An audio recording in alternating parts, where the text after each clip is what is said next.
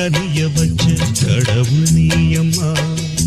நேத்து நான் மிருகமா, இன்னைக்கு மாற்றமா, தானி செஞ்ச மாயமா, முள்ளையே பூச்சரமா மாட்ட முடியுமா?